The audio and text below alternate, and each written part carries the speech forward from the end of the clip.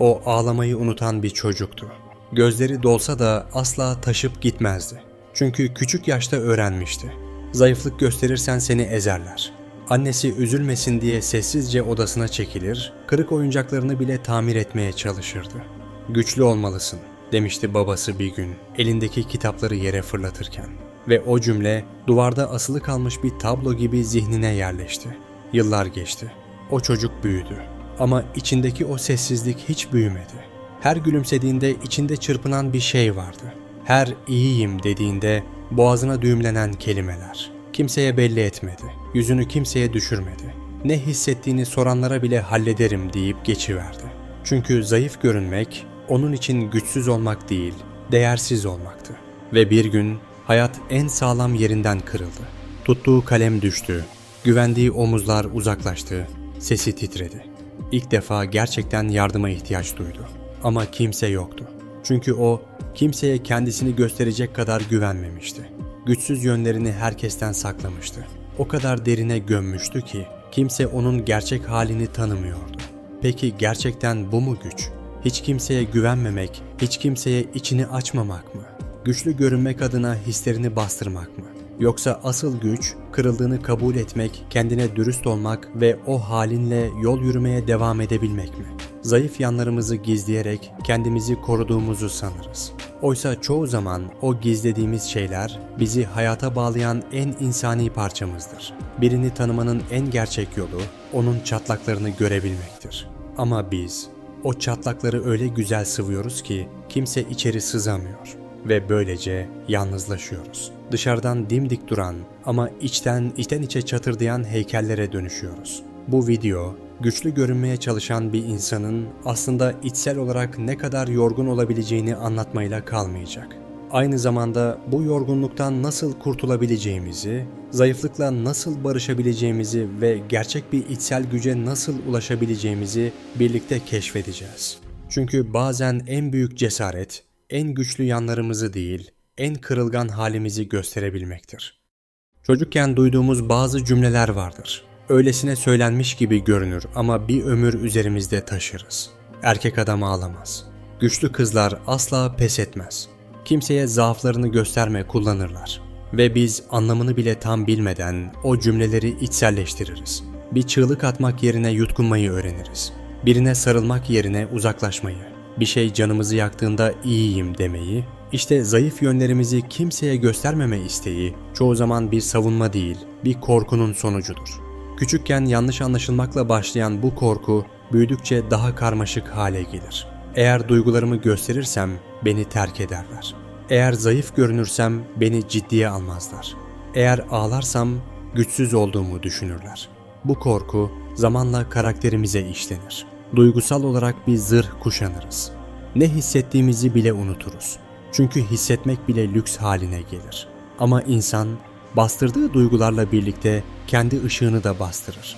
İçindeki en samimi yanları kapattıkça ilişkileri yüzeyselleşir. Gerçek dostluklar kuramaz. Aşk bile yarım yaşanır. Çünkü kalbinizi açmadan sevmek sadece uzaktan bakmaktır. Bir stoacı şöyle der: kendini aşmak istiyorsan önce kendinle yüzleş. Biz ise tam tersini yaparız. Kendimizden kaçarız. Acıyan yerlerimizi konuşmayız. Derdimizi içimizde çözüp yolumuza devam etmeye çalışırız. Ama her bastırılan duygu birikir. Her saklanan zayıflık bir gün karşımıza daha büyük bir fırtına olarak çıkar. Çünkü bastırmak iyileşmek değildir. Yok saymak çözmek değildir. Gerçek güç kırılganlığın farkında olmaktır. Bunu herkesin önünde sergilemek zorunda değilsiniz. Ama en azından kendinize itiraf edebiliyor musunuz? Çünkü güvensizlik sadece başkalarına değil, kendinize duyduğunuz güvensizlikle de başlar. Bazen en büyük yorgunluk, güçlü görünmeye çalışmak değil, zayıflığı kabul edememekten gelir. Bunu fark ettiğiniz an içsel dönüşüm başlar. Peki şimdi şunu soralım. Hayatınızda bir kere bile gerçekten zayıf yönlerinizi gösterdiğiniz biri oldu mu? Ve o kişi sizi küçümsedi mi yoksa daha mı çok anladı? Bu sorunun cevabı hayatta kimlere ne kadar güvendiğinizi değil, aslında kendinize ne kadar güvenebildiğinizi gösterir. İnsan kendini yalnız hissetmeye ilişkisi bitince başlamaz. Bazen hala çevresi kalabalıkken bile içi boşalır.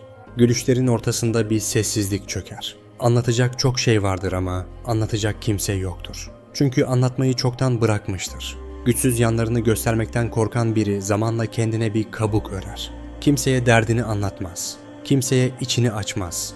Kimseye ben de yoruldum demez. Çünkü içinde büyüttüğü o ses hep oradadır. Güçlü görünmelisin.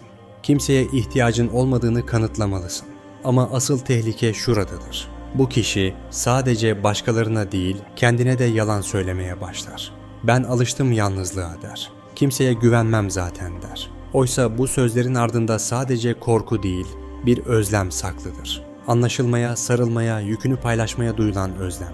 Zayıflığını saklamak bir savunmadır, evet. Ama zamanla bu savunma bir duvara dönüşür. Ve o duvarın ardında bekleyen biri vardır. Gerçeksiz. Stoacı Marcus Aurelius yalnızlık üzerine şöyle demiştir. İnsan kalabalıklar içindeyken bile yalnız olabilir. Çünkü asıl yalnızlık, kendini anlayan kimsenin olmamasıdır. Ve kendinizi gerçekten anlatmadan kimse sizi anlayamaz. Ne kadar sevilirseniz sevilin, kimse sizi gerçekten göremez. Çünkü siz izin vermezsiniz. Duygularınızı, acılarınızı, korkularınızı gizlersiniz. İnsanlar sizi güçlü zanneder ama siz sadece susuyorsunuzdur. İşte bu yüzden zayıflığını gizleyen insanlar en çok anlaşılmamaktan şikayet eder. Ama çoğu zaman fark etmezler ki kimseye kendilerini anlatmamışlardır. En yakınlar bile kapının önünde bekler. İçeriye alınmamıştır. Bu yalnızlık sessizdir. Sosyal değildir. Duygusaldır. Kalabalık ortamlarda birden çöken ağırlıktır. Gecenin bir vakti sebepsiz yere ağlamaktır. Bir cümleyi söylerken gözlerinizin dolması ama sustuğunuzu fark etmeleridir. Zayıf yönlerimizi bastırdıkça ilişkilerimiz yüzeyselleşir. Çünkü gerçek bağ sadece gülüşlerle değil, acılarla da kurulur. Birinin gözlerine bakıp ben de kırıldım diyebildiğinizde başlar dostluk. Ve o an en derin bağların tohumu atılır. Ama biz bu tohumu saklıyoruz.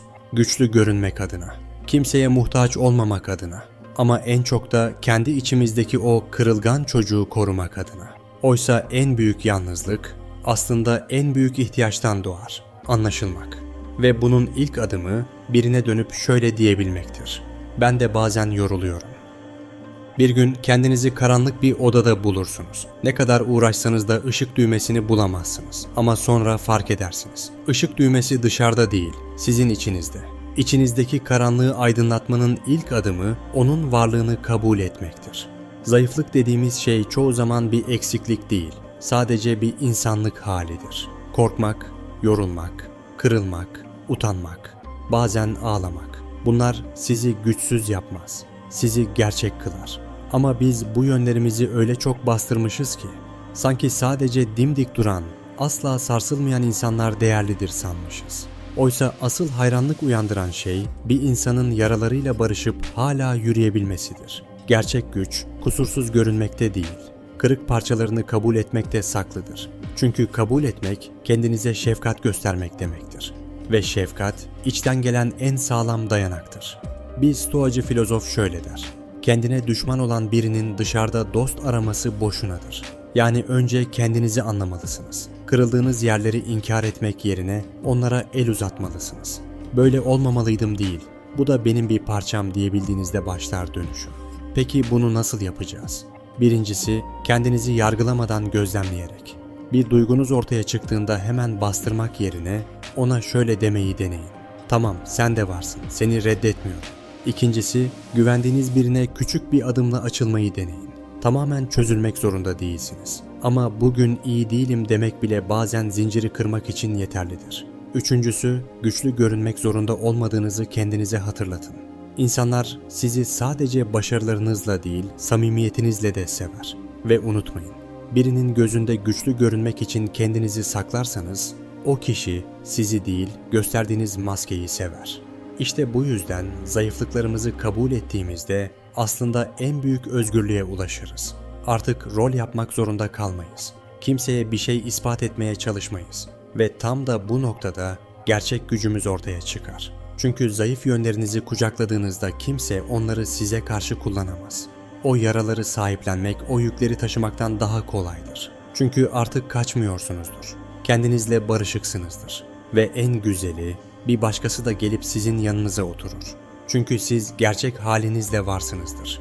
Ve o samimiyet hem sizi hem onu iyileştirir. İşte bu zayıflığın içindeki en saf güçtür. Hayat bizi bazen öyle bir noktaya getirir ki artık güçlü görünmeye çalışmak güçsüz kalmaktan daha çok yorar.